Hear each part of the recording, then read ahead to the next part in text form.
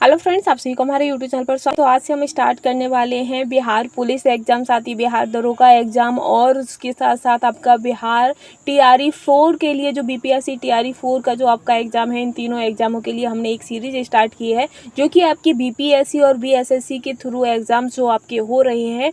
तो ये सारे जो आपके बीपीएससी के और बीएसएससी के थ्रू जितने भी एग्जाम आपके पिछले 32 सालों में हुए हैं, उन सभी की आपके प्रीवियस ईयर क्वेश्चनों की सीरीज हमने स्टार्ट कर दी है, जो कि आपके आगामी जो आपके एग्जाम है बिहार पुलिस, बिहार दरोगा और टीआरई 4, उनके लिए बहुत ही ज़्यादा इंपॉर्टेंट है। साथ ही सक्षमता परीक्षा के लिए बहुत ज़्यादा इंपॉर्टेंट है, क्योंकि ये सारे एग्जाम जो है वो आपके बीपीएससी और बीएसएससी के थ्रू ही होते हैं। तो जो आपके और इन एग्जामों में एक चीज़ और देखी गई है कि जो आपके एग्जाम हुए हैं टीआरई 1, टीआरई 2 और टीआरई 3 और री एग्जाम, साथ ही बिहार पुलिस का जो पहला एग्जाम हुआ था और दोबारा आपका जो री एग्जाम हुआ, उनमें जो क्वेश्चनों की जो सीरीज आई है, जीएस से जो क्वेश्चनों की सीरीज आई है, सामान्य अध्ययन जनरल पेपर वाली, वो के सारे क्वेश्चन जो है, एक दो क्वेश्चनों को छोड़, बाकी के जो करंट के क्वेश्चनों को छोड़ के बाकी के जितने भी क्वेश्चन है वो आपके प्रीवियस ईयर में जो क्वेश्चंस में पूछे गए हैं वही सारे क्वेश्चनों को हुबहू रखा गया है। तो आप खुद तो चलिए एक कदम तैयारी की ओर हम बढ़ाते हैं और अपनी सीरीज को स्टार्ट करेंगे। तो हम बीपीएससी और बीएसएससी के थ्रू आपको जितने भी प्रीवियस ईयर में पेपर्स हुए हैं आपके किसी न किसी एग्जाम में, जैसे कि कोई भी एग्जाम आपका बीपीएससी के थ्रू हुआ है, बीएसएससी के थ्रू हुआ है, उनमें जो जीएस का पोर्शन जो रहता है, जीके जीएस का, उसमें से जितने भी क्वेश्चन आपके लिए गए हैं उन सभी की सीरीज हमने स्टार्ट कर दी है। तो चलिए आज से हम स्टार्ट करते हैं, अपनी सीरीज को आगे बढ़ाएंगे। ये जो सीरीज है ये आपके एग्जाम के लिए बहुत ही ज़्यादा इंपॉर्टेंट है। तो चलिए सीरीज हम स्टार्ट करेंगे, जिसमें हमारा पहला क्वेश्चन आएगा कि भारतीय राष्ट्रीय कांग्रेस के किस वर्ष पूर्ण स्वराज्य का प्रस्ताव रखा था। तो जो पूर्ण स्वराज्य का जो प्रस्ताव था वो 1929 में रखा था। कब रखा था? 1929 में रखा था। ठीक है, आगे बढ़ेंगे। तो वंदे मातरम गीत के रचनाकार कौन है? तो वंदे मातरम गीत के जो रचनाकार हैं वो बंकिम चंद्र चटर्जी हैं। ठीक है, फिर आगे है कि पाकिस्तान का अलग राज्य आंदोलन का नेतृत्व किसने किया था? तो पाकिस्तान का अलग राज्य आंदोलन का जो नेतृत्व है वो मोहम्मद अली जिन्ना ने किया था। ठीक है, इसके बाद आएगा कि भारतीय राष्ट्रीय कांग्रेस की स्थापना कब हुई थी? तो भारतीय राष्ट्रीय कांग्रेस की जो स्थापना है वो 1885 में हुई थी। कब हुई थी? 1885 में हुई थी। ठीक है, इसी के साथ हम आगे बढ़ेंगे कि कौन से प्रसिद्ध भारतीय नेता सीमांत गांधी के रूप में जाने जाते हैं। तो जो सीमांत गांधी के रूप में खान अब्दुल गफ्फार खान को जाना जाता है। ठीक है, इसी के साथ है कि द्वितीय विश्व युद्ध के समय ब्रिटेन का प्रधानमंत्री कौन था? तो द्वितीय विश्व युद्ध के समय ब्रिटेन के प्रधानमंत्री विंस्टन चर्चिल थे। कौन थे? Winston Churchill. ठीक है, इसी के साथ है कि सोन नदी किस नगर से होकर बहती है? तो जो सोन नदी है वो आपकी पेरिस से होकर बहती है। ठीक है, फिर है कि गोबी मरुस्थल कहाँ है? तो आपको बता दें कि जो गोबी मरुस्थल है वो चीन और मंगोलिया में पड़ता है। ठीक है, फिर आता है कि सुएज नहर किसको किसको जोड़ती है? तो जो सुएज नहर है वो आपकी भूमध्य सागर को लाल सागर से जोड़ती है। भूमध्य सागर को लाल सागर से जोड़ती है। इसी के साथ नेक्स्ट है कि बिहार राज्य किन देशांतरों के मध्य स्थित है? तो जो बिहार राज्य है वो लगभग आपका 84 डिग्री पूर्व और 88 डिग्री पूर्व के मध्य स्थित है। ठीक है, फिर आता है कि मुंडा जनजाति अधिकांशतः कहाँ बसती है? तो जो मुंडा जनजाति है वो अधिकांशतः आपकी झारखंड में बसती है। ठीक है, इसी के साथ नेक्स्ट है कि समुद्र तल पर पृथ्वी के केंद्र से सबसे निकट स्थान कौन सा है? तो पृथ्वी के तल पर से निकट जो सबसे निकट स्थान है वो आपका उत्तरी ध्रुव है। ठीक है, आगे हम बढ़ेंगे तो आगे आपका नेक्स्ट क्वेश्चन आएगा कि बड़ी लाइन की दो पट्टियों के बीच की दूरी कितनी होती है? तो जो बड़ी लाइन की पट्टियों के बीच की जो दूरी होती है वो 5.5 फीट की होती है। ठीक है, आगे है कि टीपू सुल्तान ने अपनी राजधानी कहाँ बनवाई थी? तो जो टीपू सुल्तान थे उन्होंने अपनी राजधानी श्रीरंगपट्टनम में बनवाई थी। कहाँ पर?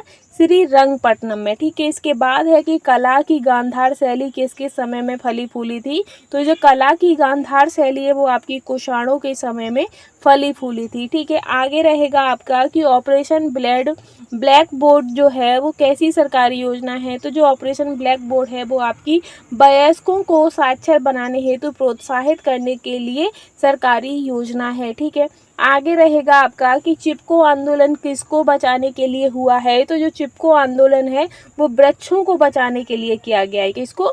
वृक्षों को बचाने के लिए। ठीक है, फिर इसके बाद है कि एस्पेरांटो क्या है। तो जो एस्पेरांटो है वो स्पेन का एक बंदरगाह नगर है। क्या है?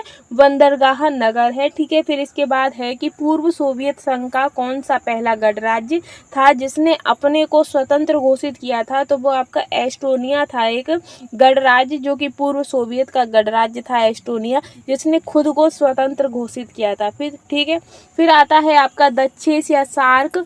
तो आंदोलन शुरू करने का मुख्य उद्देश्य क्या था। तो इसका जो आंदोलन शुरू करने का जो मुख्य उद्देश्य था वो क्षेत्रीय सहयोग था। क्या था? क्षेत्रीय सहयोग। ठीक है, इसी के साथ नेक्स्ट है कि इजराइल और PLO के बीच प्रथम सीधी बैठक कहाँ हुई थी। तो वॉशिंगटन में इसकी प्रथम सीधी बैठक हुई थी। ठीक है, तो आज का जो हमारा एक सेट हमारा कंप्लीट हो गया है। दूसरा सेट है कि मदर टेरेसा के द्वारा स्थापित धर्म संघ क्या कहलाता है। तो ये आपका मिशनरीज ऑफ चैरिटी कहलाता है, मिशनरीज ऑफ चैरिटी। ठीक है, नेक्स्ट है कि पंचशील की मुख्य विशेषताएं क्या है। तो पंचशील की मुख्य विशेषताएं हैं देशों के मध्य मित्रता और शांतिपूर्ण अस्तित्व को बनाए रखना। ठीक है, आगे है कि बिछेंद्री पाल का किस क्षेत्र में एक सुपरिचित नाम है।